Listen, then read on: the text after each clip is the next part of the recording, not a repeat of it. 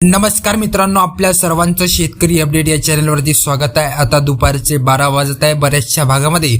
आज 18 ऑगस्ट 2026 रोजी आपल्याला मध्यम मुसळधार ते अतिमुसळधार तर विखुरलेल्या स्वरूपामध्ये काही भागामध्ये आपल्याला पाऊस पडताना दिसणार आहे। तर कोणती जिल्हे कोणती तालुके आहेत ती आपण या व्हिडिओच्या माध्यमातून जाणून घेणार आहोत। तर काही भागामध्ये आपल्याला हवामान कोरडं असणार आहे ते पण आपण या व्हिडिओच्या माध्यमातून जाणून घेणार आहोत। तत्पूर्वी तुम्ही चॅनलवरती व्हिडिओवरती नवीन आला असाल तर व्हिडिओला लाईक करा, चॅनलला सबस्क्राइब करा आणि बेल नोटिफिकेशनला ऑनवर सेट करा, जेणेकरून अशाच नवनवीन हवामान अपडेट आपल्यापर्यंत दररोज रित्या पोहोचत राहील। आता व्हिडिओला कुठेही स्किप न करता व्हिडिओला शेवटपर्यंत नक्की बघा। आता सुरुवात करूया मित्रांनो आपण पश्चिम किनारपट्टी लगतच्या भागाकडून। या ठिकाणी आपण बघू शकत असाल रडारवरती की वसई विरार आहे, माथेरान आहे, मुंबई आहे, मुंबई उपनगर आहे, ठाणे आहे, उल्हासनगर आहे, पनवेल आहे, त्यानंतर कर्जत आहे, लोणावळा आहे, त्यानंतर लवासा आहे, पौंड आहे, मुरुंद आहे, मानगाव आहे, महाड आहे, महाबळेश्वर आहे, दापोली, खेड, दाभोळ, चिपळूण, मखला, रत्नागिरी, राजापूर, कंकावली, सावंतवाडी, देवगड या संपूर्ण पश्चिम किनारपट्टी लगतचा जो बेल्ट आहे मित्रांनो, या भागामध्ये आपल्याला मध्यम ते मुसळधार ते अति मुसळधार स्वरूपाचा पावसाचा अंदाज आपल्याला दुपारनंतर बघायला मिळणार आहे। म्हणजेच की 5 ते 6 वाजताच्या दरम्यान आपल्याला हा पाऊस बघायला मिळणार आहे। त्यानंतर इकडं आपण रडारवरती बघू शकत असाल सांगली आहे, सातारा आहे, कराड आहे, विटा आहे, वडूज आहे, त्यानंतर कोल्हापूर आहे, त्यानंतर इकडं भोर आहे, पुणे आहे, त्यानंतर चाकण आहे, जुन्नर आहे, अकोले, नाशिक या प्रदेशामध्ये सुद्धा आपल्याला मध्यम स्वरूपाचा पावसाचा अंदाज आपल्याला दुपारनंतर बघायला मिळणार आहे। त्यानंतर इकडं हा अंदाज तुम्ही लक्षात ठेवा मित्रांनो, नंदुरबार, साक्री, धुळे, मालेगाव, त्यानंतर शिरपूर आहे, चाळीसगाव, मनमाड, श्रीरामपूर, अहिल्यानगर या संपूर्ण प्रदेशामध्ये आपल्याला हवामान कोरडं असणार आहे। तत्पूर्वी श्रीरामपूर, अहिल्यानगर या प्रदेशामध्ये आपल्याला किरकोळ स्वरूपाचा पावसाचा अंदाज आपल्याला दुपारनंतर बघायला मिळणार आहे। त्यानंतर इकडे दौंड आहे, बारामती आहे, इंदापूर आहे, वडूज आहे, पंढरपूर आहे, सांगोले आहे, विटा आहे, सांगली आहे, अट्टाणी आहे, त्यानंतर इकडं बागलकोट आहे, वैजापूर आहे, इंदी आहे, सोलापूर आहे, त्यानंतर बार्शी, धाराशिव, नलदुर्ग, कैज, बीड या प्रदेशामध्ये आपल्याला मध्यम ते मुसळधार स्वरूपाचा पावसाचा अंदाज आपल्याला दुपारनंतर बघायला मिळणार आहे। त्यानंतर इकडं कैज आहे, परळी, वैजनाथ आहे, लातूर आहे, अहमदपूर आहे, त्यानंतर इकडं अंबेजोगाई आहे, त्यानंतर इकडं या प्रदेशामध्ये सुद्धा आपल्याला मध्यम ते मुसळधार स्वरूपाचा पावसाचा अंदाज आपल्याला दुपारनंतर बघायला मिळणार आहे। त्यानंतर इकडं छत्रपती संभाजीनगरचा जो प्रदेश आहे मित्रांनो,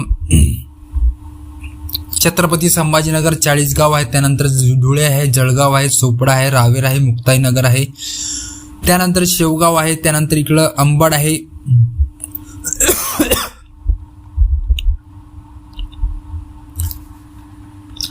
आहे, त्यानंतर इकडं कन्नड आहे, त्यानंतर चाळीसगाव, मालेगाव आहे, त्यानंतर मनमाड आहे, त्यानंतर कोपरगाव, वैजापूर, श्रीरामपूर, गंगापूर या प्रदेशामध्ये सुद्धा आपल्याला मध्यम ते मुसळधार स्वरूपाचा पावसाचा अंदाज आपल्याला दुपारनंतर बघायला मिळणार आहे। त्यानंतर इकडं जालना आहे, देऊळगाव राजा आहे,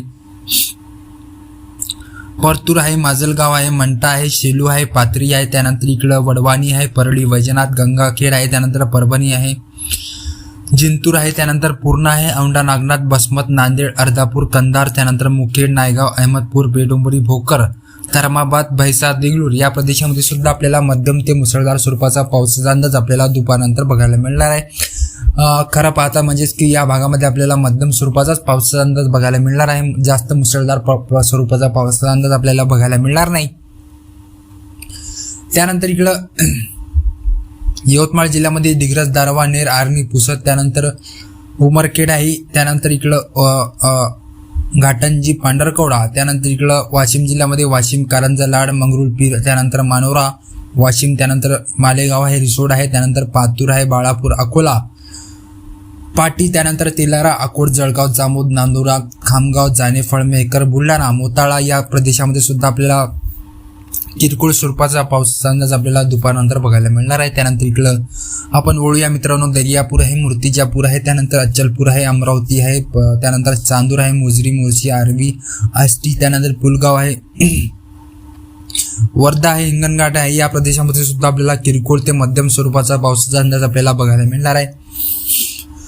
त्यानंतर इकडं काटोल आहे, नरखेड आहे, पांडुर्णा आहे, वरुड आहे, त्यानंतर सावनेर आहे, सौचार आहे, दौलपूर आहे, त्यानंतर नागपूर आहे, रामटेक आहे, मौंढा, लखमापूर, उमरेड या प्रदेशामध्ये सुद्धा आपल्याला किरकोळ स्वरूपाचा पावसाचा अंदाज आपल्याला बघायला मिळणार आहे. त्यानंतर इकडं भंडारा आहे, तुमसर आहे, तिरोरा आहे, त्यानंतर वाराशिवनी आहे, साकुली आहे, अर्जुनी, मोरगाव, ब्रह्मपुरी, त्यानंतर तालोदी आहे, कोळासा आहे, गडचिरोली आहे, चमरोशी आहे, राजोली आहे, त्यानंतर पोबोर्णा, घोंडपिंपरी या प्रदेशामध्ये सुद्धा आपल्याला मध्यम ते किरकोळ स्वरूपाचा पावसाचा अंदाज आपल्याला बघायला मिळणार आहे. तर ही होती मित्रांनो 18 ऑगस्ट दुपारनंतरचा हवामानाचा अंदाज. तुम्हाला जर व्हिडिओ आवडला व्हिडिओला लाईक करा, चॅनलला सबस्क्राईब करा. धन्यवाद. जय हिंद, जय महाराष्ट्र मित्रांनो.